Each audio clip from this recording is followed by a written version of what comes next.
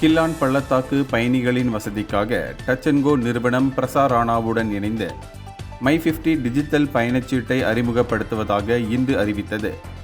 இந்த புதிய வசதியின் மூலம் பயணிகள் இனி தங்கள் மாதாந்திர பயணச்சீட்டை டச் அண்ட் கோ இ-வாலெட் செயலி வழியாகவே எளிதாக புதுப்பித்துக் கொள்ளலாம்.